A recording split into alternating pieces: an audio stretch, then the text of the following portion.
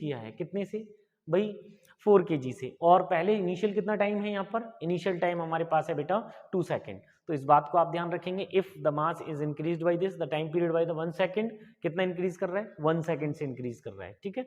तो बच्चों आपने ध्यान देना है कि जो हमारे पास टाइम पीरियड का फॉर्मुलेशन था, ठीक है, तो आप बताइएगा यहाँ पे स्प्रिंग चेंज हो रहा है क्या, नहीं हो रहा है। जब बेटा यहाँ पर स्प्रिंग चेंज नहीं हो रहा है, इनिशियल टाइम पीरियड मुझे 2 सेकंड दिया हुआ है इसने, ठीक है, मास इनिशियल इसने पूछा है, तो हम क्या करेंगे यहाँ पर कि जो हमारा टाइम पीरियड है t is equal to 2 pi root under root m by k. Sir spring change नहीं हो रहा है, that's why spring constant change नहीं होगा, ठीक है, 2 पाई चेंज नहीं होगा, तो हम यहाँ के ले सकते हैं t2 upon t1 is equal to root under root sir m2 upon m1। Okay, first condition देखो बेटा, फर्स्ट कंडीशन में इसने टाइम पीरियड हमसे बोला था कि सर 2 सेकेंड है, ओके, और फिर ये बोला कि दोबारा जब हमने इसमें 4 kg मास को इंक्रीज कर दिया इस साइड में m प्लस 4 kg जब कर दिया और m इनिशियल हमारे पास है, तब हमारा टाइम पीरियड कितने से इंक्रीज कर गया है बेटा, वही 1 सेकेंड इंक्रीज कर गया है, ठीक है। तो इस बात को ध्यान रखेंगे। इसका सॉल्यूशन जब हम करते हैं तो देखिएगा, जब इसका सॉल्यूशन करेंगे तो ये देखिए 3/2 का स्क्वायर करिए बेटा, कितना आ जाएगा 9/4, स्क्वायर क्यों किया, क्योंकि यहाँ से रूट हटाना था, 1 अपॉन ये बेटा। इसको जब हम सॉल्यूशन करेंगे तो हमें ये बात मालूम चलेगी कि यहाँ पर जो हमारा टाइम मास आ गया वो कितना आ गया बेटा, इतना आ गया। पॉइंट क्लियर है, इस चीज को आप ध्यान रखेंगे बेटा, है ना, स्पेशली, ठीक है।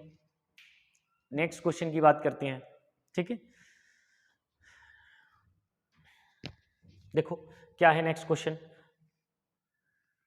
नेक्स्ट क्वेश्चन जब हम इसमें देखेंगे तो देखिएगा हमें पूछा गया है इक्वेशन ऑफ 2SHM x1 इतना दिया हुआ है और x2 इतना दिया हुआ है, ठीक है।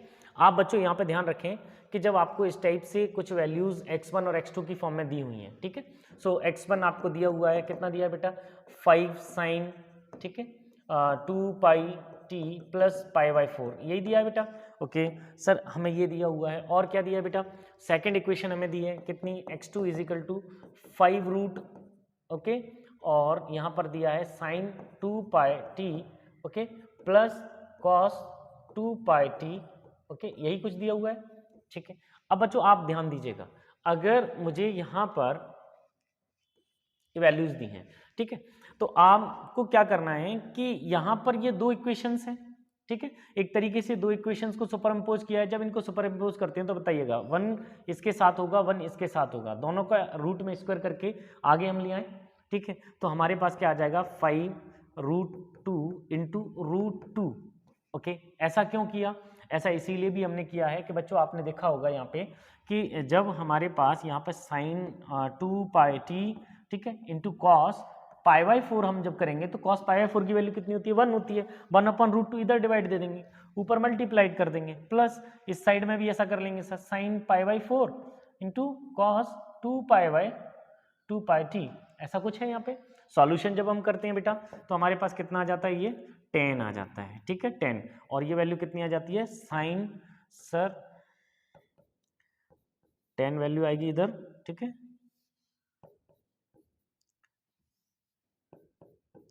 10, ठीक है, और रूट अंडर रूट कितना आ जाए, क्या हो रहा है इसको, ठीक है बेटा, देखिएगा ध्यान से 10, ओके,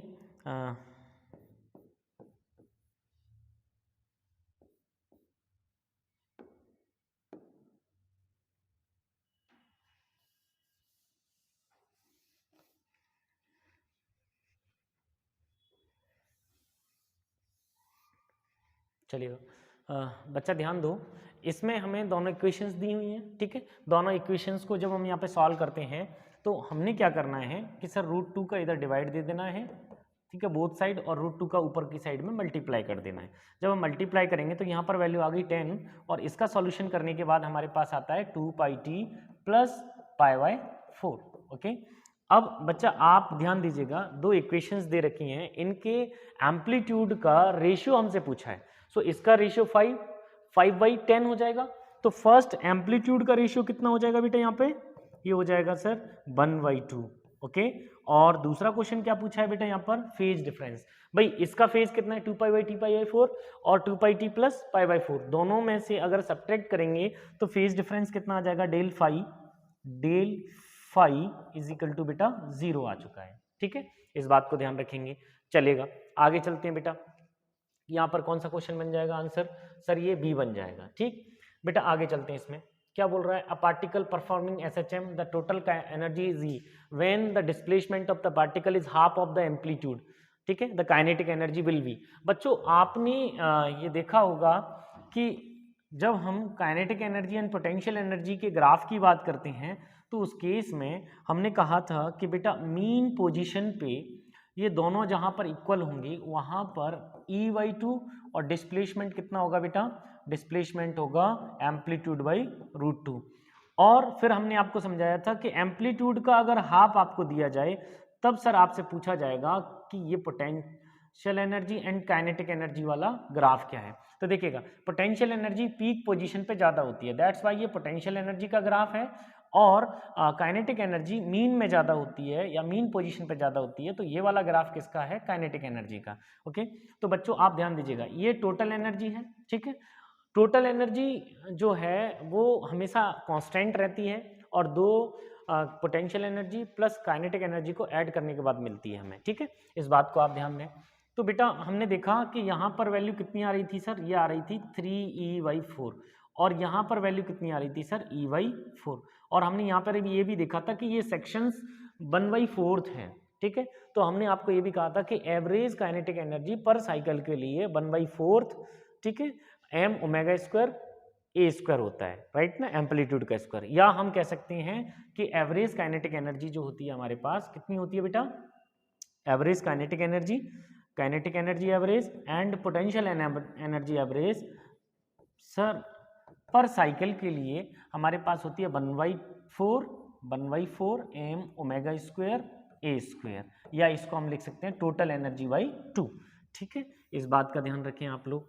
ठीक है, और अगर काइनेटिक एनर्जी पूछा जाए तो कितनी आती थी बेटा? 1/2 ω² m⍵², है ना, a² माइनस y²। और सेम पैटर्न पे पोटेंशियल एनर्जी का फॉर्मूलेशन क्या था? 1/2 m⍵² इंटू y²। क्लियर है? ये आप लोगों ने ये क्लियर होगा।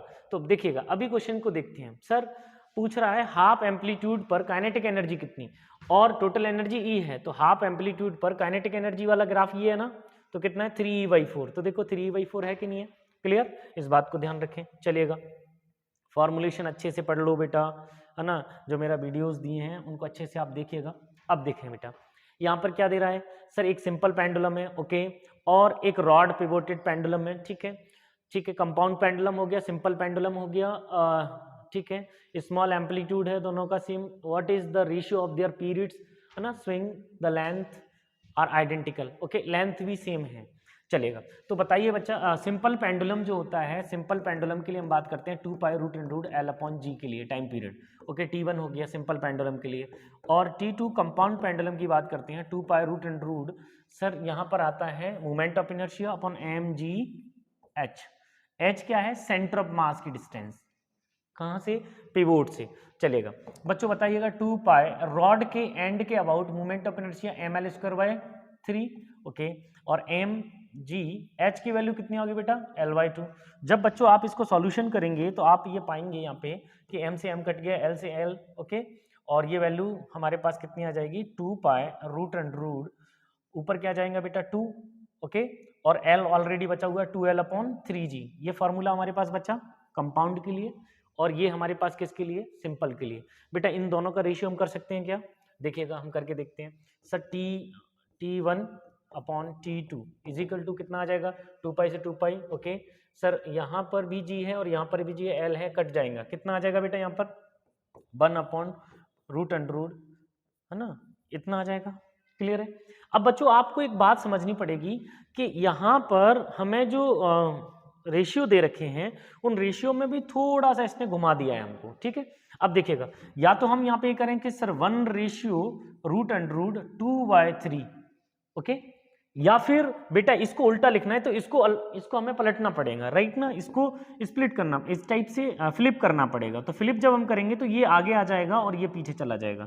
ठीक है, तो यहाँ पर आपको बच्चों कंफ्यूज होने की आवश्यकता नहीं है, बस आपको मैथमेटिक्स कैलकुलेशंस आना चाहिए प्रॉपर। ठीक है, क्लियर? ओके, नेक्स्ट की तरफ हम जब चलते हैं बेटा, तो अगला क्वेश्चन देखिएगा। इसमें simple pendulum is made up of both okay, which is hollow sphere है, okay, sand full of sand, sand से भरा हुआ है, ठीक है। आप ध्यान दीजिएगा, इसने जो बोला है उसका एक बार डायग्राम ड्रॉ कर लेते हैं। सैंड से फिल है तो सर इसका सेंटर ऑफ मास बीच में ही होगा और लेंथ यही होगी, इफेक्टिव लेंथ जो होती है सेंटर ऑफ मास की होती है, ठीक है।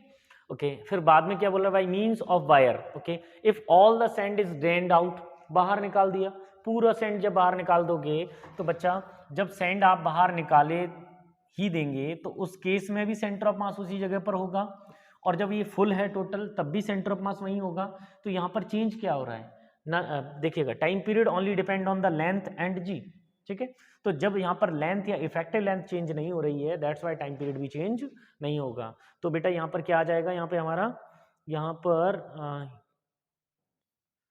देखिएगा, यहाँ पर क्या आ गया सर, इंक्रीज डिक्रीज, और यहाँ पर सी पॉइंट हमें नजर नहीं आ रहा है, ये होगा same, remains same, okay, remains same, ठीक है, ध्यान रखना है यहाँ पर सी पॉइंट होगा, रिमेन सेम होगा, क्लियर, चलेगा। आगे चलते हैं बच्चा, अगला क्वेश्चन, अगला क्वेश्चन क्या कह रहा है आपसे, pendulum suspended from a ceiling of a train a time period T, ठीक है, एक ट्रेन जा रही है, उससे एक पेंडुलम उसकी सीलिंग पर टंगा हुआ है, अच्छी बात है, ठीक है। अब जब टाइम पीरियड तब कितना है, टी है, जब सीलिंग से टंगा हुआ है तब टाइम पीरियड कितना है बेटा, टी है, ओके सर, फाइन। और ट्रेन रेस्ट में थी, तो पहली कंडीशन में ट्रेन कैसी है बेटा, रेस्ट में है, ठीक है, इस बात को आप ध्यान रखें, पहली कंडीशन में ट्रेन रेस्ट में है। जब when train is accelerate with a uniform acceleration, जब ट्रेन को एक्सेलरेट कर दोगे तो बच्चा जब हम ट्रेन को एक्सेलरेट करेंगे ए एक्सेलरेशन से, तो आपने एक बात समझनी पड़ेगी कि हमने जब ग्रेविटेशन पढ़ा था उस टाइम पे भी इसको अच्छे से सीखा था कि सर इसका इनर्शियल इफेक्ट कहाँ होगा, सर ट्रेन आगे जा रही है, इफेक्ट बैक साइड में होगा, दैट्स वाई एक्सेलरेशन और जी इन दोनों का इफेक्टिव एक्सेलरेशन आएगा कितना, √√a² plus g², okay, that's why time period कितना हो जाएगा, dash T dash is equal to कितना हो जाएगा बेटा, T dash is equal to, या T dash upon T is equal to, हम क्या कर लेते हैं इसको sir, T dash upon T is equal to g upon g effective, clear. So g upon g effective बच्चों जब आप यहाँ पे करेंगे तो आपको समझ में आएगा कि यहाँ पर g² प्लस a²। बच्चा एक बात ध्यान दीजिएगा, जब रूट के अंदर कोई वैल्यू जाती है, ओके, अगर ये सिंगल होती तो वैल्यू उतनी होती, लेकिन ऐड कर रहे हैं तो वैल्यू बढ़ेगी कि नहीं बढ़ेगी, इंक्रीज करेगी, दैट्स वाई हम कहेंगे कि सर इफेक्टिव जी इंक्रीज कर रहा है, दैट्स वाई टाइम पीरियड क्या होगा सर, डिक्रीज करेगा। तो देखिएगा time period of the oscillation will decrease, clear. चलिएगा आगे चलते हैं बेटा, यहाँ पे the mass and diameter of a planet is twice that of earth, ठीक है, ये तो ग्रेविटेशन में पड़ा हुआ है, the period of the oscillation of the pendulum on this planet will be, okay, जबकि हमें ये बोला है if it is a second pendulum अगर हमसे बोला है तो टाइम पीरियड कितना होगा, ठीक है, सेकेंडरी पेंडुलम का टाइम पीरियड 2 सेकंड होता है। अब क्या किया है, इस पेंडुलम को हम कहाँ ले गए बेटा, हम इस पेंडुलम को ऐसे प्लैनेट पर ले गए हैं जहां पर मास और सर डायमीटर डबल है, ठीक है, अच्छी बात है। तो देखिएगा जी डैश अपन जी निकाल लेते हैं, आप लोगों को फॉर्मूला ग्रेविटी का याद होगा, g is equal to G M upon r², ठीक है बेटा, यहाँ डाया कर देंगे तो 1/4 कर देंगे, 4 ऊपर चला जाएगा, कोई इशू नहीं है। अगर आप लोगों को कोई कंफ्यूजन हो तो बेटा इसको ऐसे लिख लेंगे, ठीक है, डाया आ जाएगा। तो हमने ये देखा कि ग्रेविटी जो है मास के डायरेक्टली प्रोपोर्शनल है और डाया के स्क्वायर के इनवर्सली प्रोपोर्शनल है, दैट्स वाई हम यहाँ पे क्या कर सकते हैं, जी डैश अपॉन जी, ठीक है, इसकी कैलकुलेशन थोड़ा सा कर लेते हैं, g dash upon g is equal to भाई ये आ जाएगा हमारे पास m dash upon m into d square upon d dash का स्क्वायर, क्लियर, ये दोनों आ गए बेटा। अब इसने बोला दोनों ट्वाइस हैं, ठीक है, सो मास भी ट्वाइस है और डाया भी ट्वाइस है, तो मास ट्वाइस डाया 4 टाइम होगा, कुल मिला के जो g का वैल्यू या g डैश इफेक्टिव जो आएगा वो कितना आ जाएगा सर, g/2 आ जाएगा, ठीक है। जब ये g/2 आ जाएगा बेटा तो उस केस में इसने टाइम पीरियड पूछा है, तो time period t dash upon t is equal to कितना बेटा सर, किस पर डिपेंड कर रहा है, ग्रेविटी पर, तो g अपॉन g डैश, और g डैश की वैल्यू कितनी, इतना, दैट्स वाई यहाँ से जो वैल्यू निकलेगी वो √2, और t की वैल्यू ऑलरेडी उसने कितनी दी है बेटा हमें 2, सो 2√2 क्या आ जाएगा ये, यहाँ पे टाइम पीरियड आ जाएगा, क्लियर है क्या ये चीज सबको, ठीक है। आप आगे चलते हैं, देखिएगा अ simple pendulum is suspended from the roof of a trolley which is move horizontally direction with acceleration, okay, ये तो वही क्वेश्चन हो गया जी डैश वाला, राइट। सो जी डैश क्या होगा, जी स्क्वायर प्लस ए स्क्वायर। अभी जब जस्ट हमने अभी किया इसको, देखिएगा बच्चों यहाँ पे, ठीक। सो हमने इसको अभी किया हुआ है, तो आप लोग आसानी से ये वाला, ठीक है, जी डैश कितना हो जाएगा, ठीक है। ओके, ये क्या है सर, एवरेज एनर्जी है, ठीक है। Average kinetic energy and average potential energy दोनों इक्वल होती हैं, दैट्स वाई ये हो गया, ठीक है। इस बात को आप ध्यान रखेंगे। चलिएगा आगे चलते हैं। नेक्स्ट क्वेश्चन, स्प्रिंग सिस्टम दिया हुआ है। स्प्रिंग सिस्टम में क्या पूछा है बेटा यहाँ पर, two identical springs of constant connected in series, ठीक है। कनेक्टेड इन सीरीज, अगर सीरीज में कनेक्टेड है, सेम है, तो सर इनका जो स्प्रिंग कांस्टेंट होगा, इफेक्टिव स्प्रिंग कांस्टेंट k/2 हो जाएगा और इनका 2k हो जाएगा। अच्छी बात है। फिर कितना आ जाएगा, the ratio of there frequencies. अच्छा, फ्रिक्वेंसी का आपको मालूम है कि frequency the reciprocal of sir time period होती है। अगर रेसिप्रोकल ऑफ टाइम पीरियड होती है तो बच्चा frequency is directly proportional to क्या हो जाएगा सर, k हो जाएगा, ठीक। मास सेम है, ठीक है। तो बेटा यहाँ पर F2/F, या क्या पूछा है, सेम रेशियो में पूछा है क्या, the ratio of the frequency, तो पहले वाला और दूसरा वाला इस टाइप से लगाना है, ठीक है। सो फर्स्ट सीरीज और सेकंड क्या है बेटा, पैरेलल, ठीक है। सो सीरीज में कितना हो रहा है बेटा यहाँ पर k/2 और पैरेलल में कितना हो रहा है 2k, दैट्स वाई k से k कट कर देंगे तो कितना आ जाएगा 1/4। सो 1/2 निकलेगा बाहर, देखिएगा 1/2 आ गया क्या यहाँ पे, फर्स्ट ए ऑप्शन हो जाएगा, ठीक है। वेरी गुड, आप इसको एक बार अच्छे से देख लेंगे, है ना। चलो बच्चा, अगर हम यहाँ ध्यान से देखें तो t is the time period of a simple pendulum on the earth surface, okay. Its time period become xt when taken to h height. भाई जब h जो हाइट है वो r equal to the earth radius है, जब अर्थ की radius के बराबर हाइट पर जब हम किसी ऑब्जेक्ट को ले जाते हैं तो वहां पर हम देखते हैं कि ग्रेविटी g/4 हो जाती है। तो इफेक्टिव g कितनी हो गई, g/4। बात समझ में आ रही है। तो बच्चों यहाँ पे वही क्वेश्चन दोबारा से बन गया कि time period t'/t is equal to effective का केस क्या होगा, g/g/4 होगा, ठीक है। इसको इससे कट कर देंगे, ऊपर कितना निकलेगा 2 निकलेगा, ठीक है। तो हमारे पास क्या आ गया ये सर, 2 टाइम्स इंक्रीज हो जाएगा, t' is equal to 2t, clear. t' is equal to 2t, xt बोला है ना इसने, तो x की वैल्यू कितनी आ जाएगी 2 आ जाएगी, क्लियर। चलो इसको देखते हैं बेटा, इस क्वेश्चन को, 19 नंबर क्वेश्चन क्या बोल रहा है बेटा ये,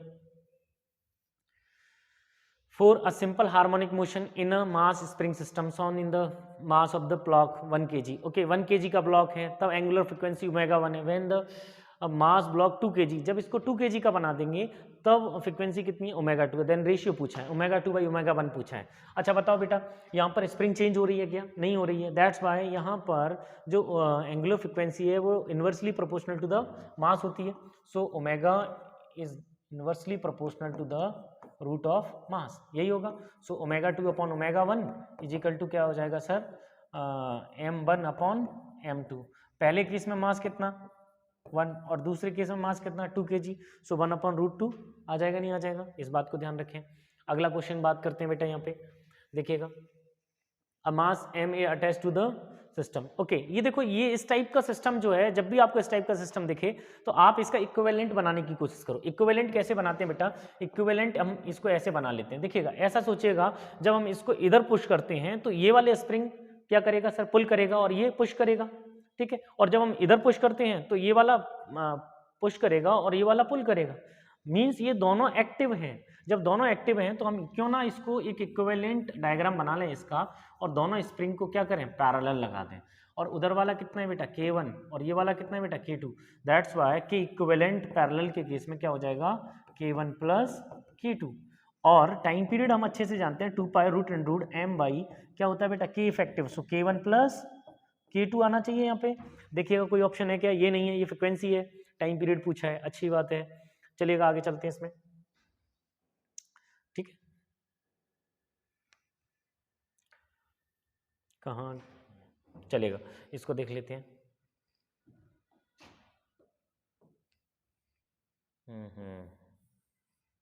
ठीक है, इधर नहीं है तो अच्छा इधर होगा कहीं, आ रही है 24, 23, 21, हाँ ये दे रखा है बेटा ऑप्शन, देखिएगा आप लोग, ये आपके पास आ गया k1 प्लस k2 आ गया, क्लियर। तो ध्यान दें डी ऑप्शन हो गया इसमें। तो इसका मतलब हम लोग इस साइड के क्वेश्चन सारे कर लिए हैं, इस साइड के क्वेश्चंस रह गए हैं। चलिएगा बेटा इधर देखिएगा, इधर चलते हैं हम लोग।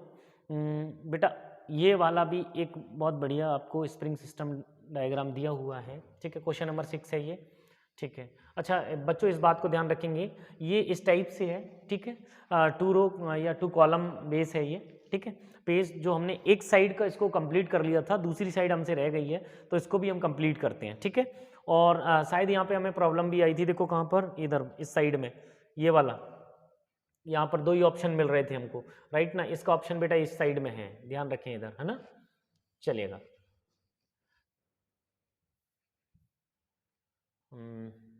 आजा बेटा इधर,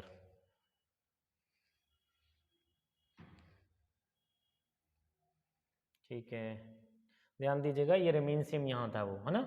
चलेगा इस क्वेश्चन को देखें, क्या है ये क्वेश्चन, चलिएगा ये पैरेलल है और ये सीरीज है बेटा, ठीक है। अगर हम देखें तो इन दोनों को पैरेलल को ऐड कर दो 2k और ये कितना है 3k, राइट। और इनका जब हम क्या निकालेंगे इक्विवेलेंट, तो कितना निकलेगा 2k into k upon k plus 2k। कुल मिला के हमारे पास यहाँ पे k इक्विवेलेंट कितना निकल रहा है बेटा, k इक्विवेलेंट निकल रहा है सर 2k इंटू के अपॉन 3k, ऐसा ही है, ठीक है। कुल मिला के 2k बाई 3 के इक्विवेलेंट आ गया। पूछा क्या है हमसे, पूछा हमसे गया है सर के हमें दिया हुआ है 2 kg मास दिया है, the system will oscillate with time period, okay time period पूछा है, ठीक है। के इफेक्टिव निकाल लिया है, मास हमें दिया हुआ है, so time period t is equal to कितना आएगा √2 पाई √√ m, m कितना है 2 अपॉन 2k बाय 3, ऐसा ही कुछ होगा, ठीक है। सर 2 से 2 को कट कर दें, 3 को ऊपर ले जाते हैं, ठीक है। 2 पाई √√ बेटा यहाँ पर ध्यान दीजिएगा k का वैल्यू कितना दिया है 875, यही दिया हुआ है। अच्छा आप लोग थोड़ा सा अगर ध्यान दें 6 to 5 3 1875 होता है, ठीक है। दैट्स वाई इसको हम 3 टाइम्स कट कर सकते हैं और यहाँ पर कितना लिख सकते हैं 6 to 5, और 6 to 5 जब बाहर आएगा तो 2 पाई अपॉन 25 होगा कि नहीं होगा, क्लियर है। इस बात को आप ध्यान रखें, ठीक है। कुछ चीजें आपको बेटा सोचनी पड़ेंगी, अगर आपको अपनी कैलकुलेशन जितनी अच्छी करनी है तो कुछ डेटा को हमें इतना प्रैक्टिस कर लेना है कि जब हम उसको देखें तो हमें समझ में आए कि आखिरकार कैलकुलेशन जा कहाँ रही है। देखिएगा ये यहाँ पे दिया हुआ है और यहाँ पर रिजल्ट जो हमें निकल रहा था वो 2k/3 निकल रहा था, दैट्स वाई हम कहेंगे कि यहाँ पे कहीं ना कहीं ये 3 से कट होना चाहिए, और जब 3 से ये कट होगा तो 25 आएगा। और ऑप्शंस में जब हम ध्यान देंगे तो ये 2 ऑप्शन ही ऐसे हैं जिनमें 25 आएगा और 2 को कट करने वाला कोई है नहीं, दैट्स वाई यहाँ पे आंसर डी हो जाएगा, ठीक है।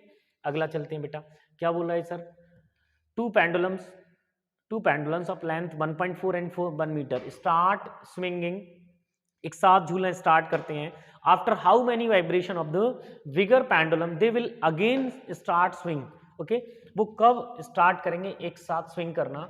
बच्चों इस टाइप का क्वेश्चन देखिएगा, सबसे पहली बात तो ये होती है कि सर हमें यहाँ पे ये ध्यान देना पड़ेगा कि sir ω2 into T minus ω1 into T is equal to 2 pi, जब वो स्टार्ट करेंगे तो उनका फेज डिफरेंस क्या होगा सर 2 पाई होना चाहिए जब एक साथ स्टार्ट करेंगे अगेन। तो देखिएगा टाइम पीरियड यहाँ पर 2 pi upon T2 minus 2 pi into T का मल्टीप्लाई यहाँ पे है into T1 into T is equal to 2 pi. बच्चों 2 पाई से 2 पाई को कट कर दो तो 1/T2 minus 1/T1 is equal to 1/T। इस टाइप से मेरे पास एक फॉर्मुलेशन था जो कि मैंने आपको सिखाया हुआ है, ठीक है। आपने क्या करना है बेटा 1.4 और 1 के लिए क्या निकाल लेना है, टाइम पीरियड निकालना है। जब हम 1.4 के लिए टाइम पीरियड निकालते हैं तो T1 के लिए निकालेंगे 2 पाई √√ 1.4 अपॉन जी, ओके। जी को पाई से कट कर दें तो बेटा इसकी वैल्यू जो निकलेगी 1.44 जो है वो निकलेगी 1.2 का इससे मल्टीप्लाई करेंगे तो हमारे पास आंसर आता है 2.4 सेकेंड, ओके। और T2 के लिए जब वैल्यू निकालते हैं बेटा सो देखिएगा जी से जी को कट करेंगे 1 बाहर है तो 2 सेकेंड निकलेगा, ठीक है। जब इनको इस पर पुट करेंगे तो हमारे पास क्या आएगा बेटा, आप ध्यान दें जब हमारे पास यहाँ पर टी की कैलकुलेशन करते हैं पुट करने के बाद तो हमारे पास आता है ये 12 सेकेंड, ओके। कितना आता है 12 सेकेंड। अब हमें ये देखना है कि how many vibration of bigger pendulum कितने वाइब्रेशन करेगा। सबसे पहली बात सर स्मॉल पेंडुलम T2 है, T2 का डिवाइड जब हम 12 में देंगे तो 6 वाइब्रेशंस आएंगे और T2 छोटा वाला है सो T1 वाला कितना आएगा सर 2.4 का जब 12 में डिवाइड दिया जाता है तो कितना आता है 5 आता है, तो कितना आंसर आ जाएगा हमारे पास 5 आ जाएगा बिगर के लिए। ठीक है, चलेगा अगला क्वेश्चन बात करते हैं। In SHM potential energy is 0 at mean position and maximum at extreme position, बात सही है। ठीक है, नेक्स्ट देख लेते हैं। In SHM kinetic energy is maximum at mean position and 0 at extreme position, ये भी सही है। अब असर्शन एंड रीजंस है तो देखिएगा both assertion and reasons are correct, correct हैं, सही है। Reason is the correct explanation of the assertion, क्या ऐसा है? नहीं है, रीजन इसका करेक्ट एक्सप्लेनेशन नहीं है। एक्सप्लेनेशन क्या है भाई? भाई एंड पॉइंट पर वेलोसिटी जीरो होती है इसीलिए काइनेटिक एनर्जी जीरो होगी, मीन पोजीशन पे मैक्सिमम वेलोसिटी होती है इसीलिए काइनेटिक एनर्जी मैक्सिमम होगी, और सेम पैटर्न पे यहाँ पे भी हम सोच सकते हैं। तो ये बेटा हमारे पास आंसर क्या हो जाएगा कि करेक्ट एक्सप्लेनेशन नहीं है, तो यहाँ पर क्या आएगा? Reason is not correct explanation, B answer हो जाएगा। क्लियर, चलेगा नेक्स्ट 9th नंबर क्वेश्चन को ध्यान से देखेंगे। सर हमें एक क्या दिया हुआ है? एसएचएम इक्वेशन, डिफरेंशियल इक्वेशन दी है। अगर डिफरेंशियल इक्वेशन बेटा हम जानते हैं क्या होती थी हमारी sir, M X double dot double differential के लिए होता है plus omega plus K X is equal to 0, या हम ये कह सकते हैं X double dot minus omega, है ना, और एक्स इजिकल टू 0, ये होता था। कंपेयर करो इसके साथ में, तो ये है, लेकिन ओमेगा क्या है? अकेला के है, सो ओमेगा की वैल्यू के है, और टाइम पीरियड पूछा है तो टाइम पीरियड इजिकल टू कितना होता है? 2 पाई, है ना, 2 पाई और अपॉन ओमेगा बोल सकते हैं, दैट्स वाई जहाँ पे कितना आ जाएगा 2 पाई बाय रूट के। ये समझ में आया आपको? क्लियर है कि नहीं है बच्चों? इस बात को ध्यान रखेंगे अच्छे से, ठीक है, चलेगा। नेक्स्ट क्वेश्चन की बात करते हैं बेटा। नेक्स्ट क्वेश्चन क्या है यहाँ पे? नेक्स्ट क्वेश्चन बेटा, अ मास m1 suspended from a spring, negligible mass, okay, pulled slightly down and perform SHM, okay. T1 इसका क्या आ गया है? T1 इसका टाइम पीरियड आ गया है। The if the mass is increased by m2 से इंक्रीज कर दो, ठीक है, the time period T2, okay. First case में कितना है तो देखो T2 अपॉन T1 कर लें, T2 upon T1 is equal to कितना होगा बेटा?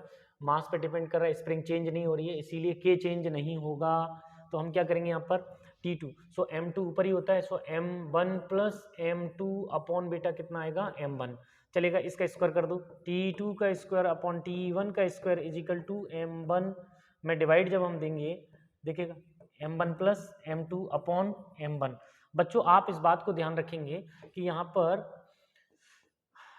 T2 का स्क्वायर अपॉन T1 का स्क्वायर इजिकल टू, जब हम इसमें 1 का डिवाइड देंगे M1 का, सो ये 1 हो जाएगा, और ये कितना हो जाएगा बेटा? M2 बाय M1 हो जाएगा। क्लियर, इस बात को ध्यान रखें, ठीक है। और आप बेटा जब इसको इधर लेके आएंगे तो ये आएगा T2 अपॉन T1 का square minus 1 is equal to M2 upon M1।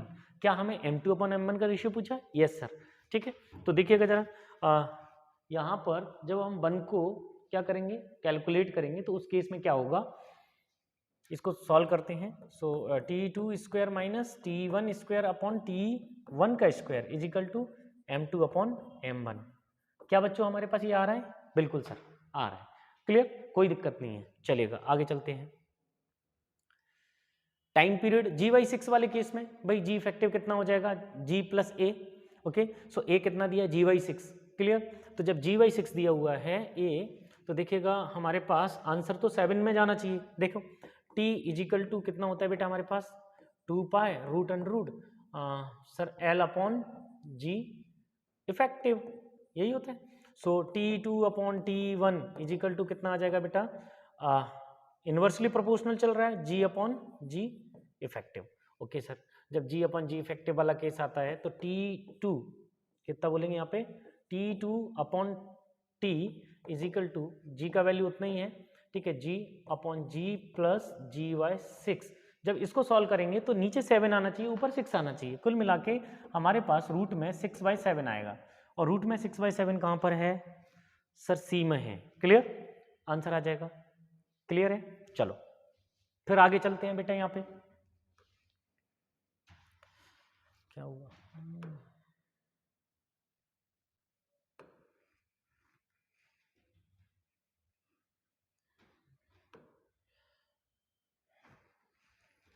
किधर गया ये?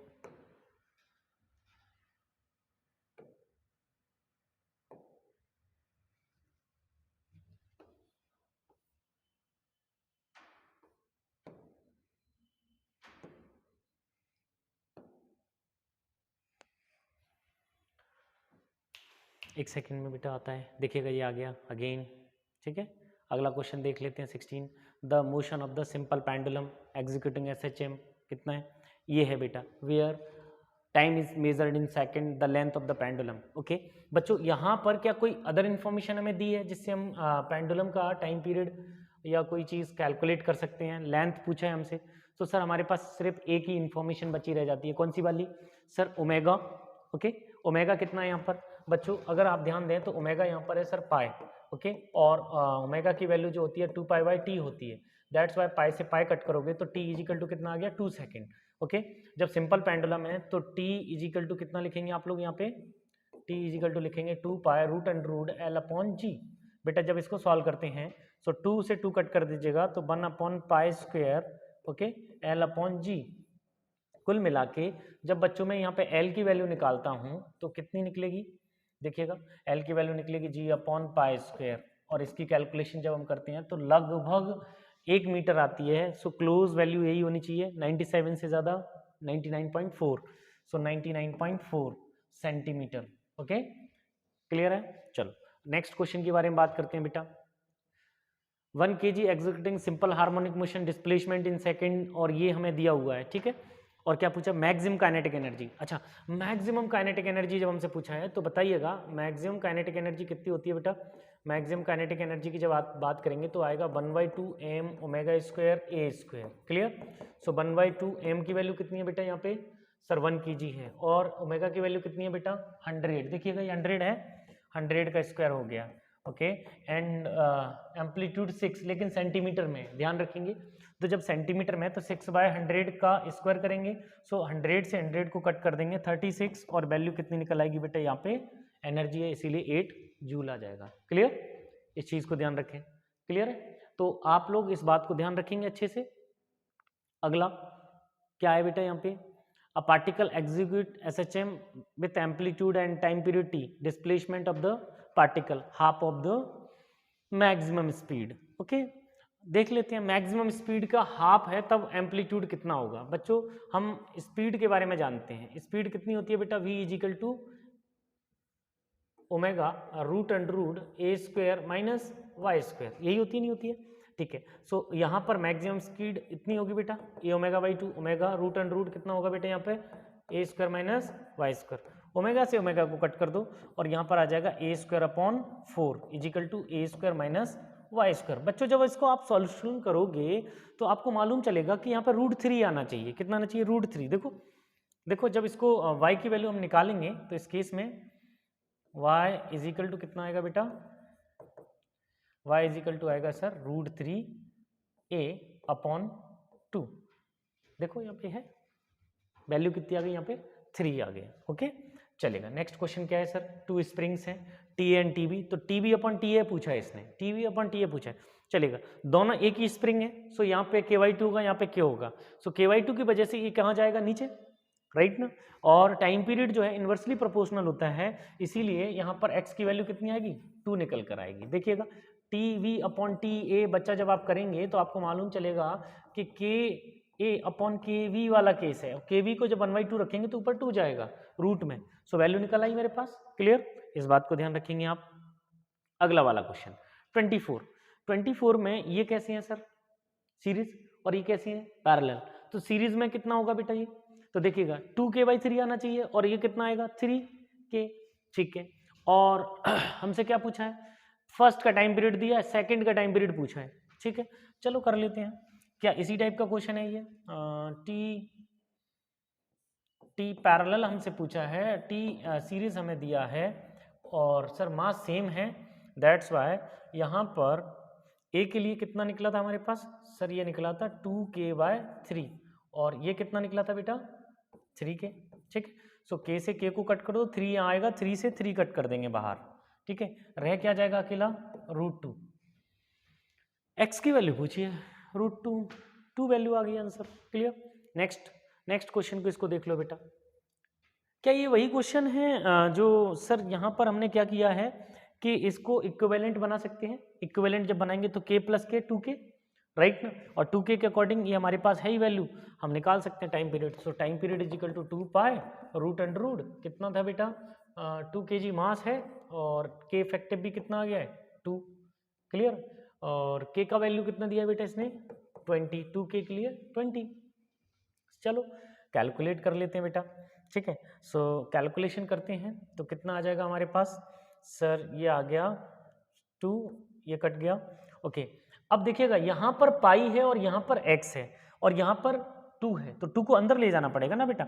सो पाई रूट अंडर रूट जब अंदर ले जाएंगे तो 4 स्क्वायर की फॉर्म में जाएगा 20, और कुल मिला के पाई अपॉन रूट 5 आएगा बेटा, ये है ना। कुल मिला के x की वैल्यू कितनी आ गई 5 आ गई, ओके। ध्यान रखें इसको।